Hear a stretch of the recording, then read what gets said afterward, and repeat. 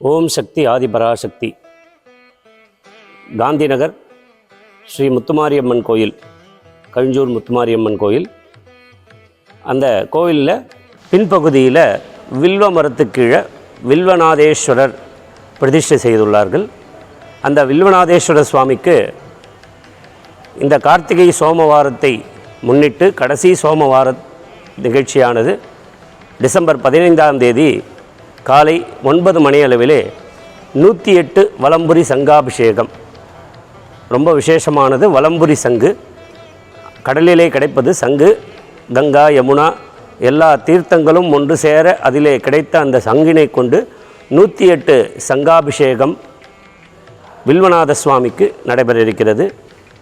அதை தொடர்ந்தால் போல வேப்பமர அரசமர விவாகம் கல்யாண பூஜை ரொம்ப விசேஷமானது. ஏன்னா கல்யாணமாகாதவர்கள் மற்றும் மனதில் உள்ள குறைகளை போக்கக்கூடிய நிகழ்ச்சி அந்த வேப்பமர அரசமர கல்யாணம். சிவரூபமாக அரசமரமும் வேப்பமர ரூபமாக அம்பாலும் பாவித்து கலசங்கள் வைத்து அந்த பூஜைகள் செய்வித்து அதற்கு உண்டான ஆகுதிகள் கொடுக்கப்பட்டு மாங்கல்ய தாரணம் இறைவனுக்கு அந்த திங்கட்கிழமை அன்று 12 மணிக்கு மேலாக மாங்கல்ய தாரண பூஜையானது செய்வித்து அங்கே வந்திருக்கக்கூடிய அனைத்து பக்தர்களுக்கும் வேண்டக்கூடிய அனைத்து வரங்களும் கிடைக்கக்கூடிய ஒரு பிராப்தத்தை அந்த கல்யாண நிகழ்ச்சி கொடுக்கக்கூடிய ஒரு அம்சமாக இந்த நிகழ்ச்சி வருடா வருடம் நடைபெற்று கொண்டிருக்கிறது.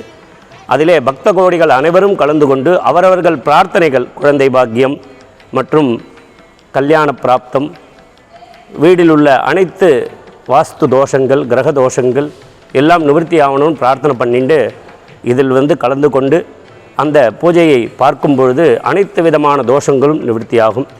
இந்த சங்காபிஷேக நிகழ்ச்சியும் வேப்பமர அரசமர கல்யாணமும் வருடா வருடமும் ஆதிலக்ஷ்மி தெய்வசிகாமணி கல்யாண மண்டபத்தின் தலைவர் பாலமுரளி அவர்களால் இந்த கோயிலிலே நடைபெற்று கொண்டு வருகிறது. அரசமர வேப்பமர கல்யாணம் தான் முக்கியமானது. அதில் கலந்து கொள்ள விருப்பப்படுபவர்கள் முன்கூட்டி பதிவு செய்து சங்கல்ப நிகழ்ச்சி முக்கியமானது. மனதில் உள்ள அனைத்து சங்கல்பங்களையும் சொல்லக்கூடிய நிகழ்ச்சி சங்கல்ப நிகழ்ச்சி. அந்த சங்கல்ப பூஜையில் முன்பதிவு செய்து முன்கூட்டி அதை செஞ்சு எல்லோரும் கலந்து கொண்டு அதற்கு விவாக கல்யாணம் முடிந்தவுடன் அனைவருக்கும் அன்னதானம் செய்ய இருக்கிறாங்க. அனைவரும் கலந்து கொண்டு அம்பாளுடைய அருளையும் வில்வநாதேஸ்வர சுவாமியினுடைய அருளையும் பெறுமாறு கேட்டுக்கொள்கிறேன்.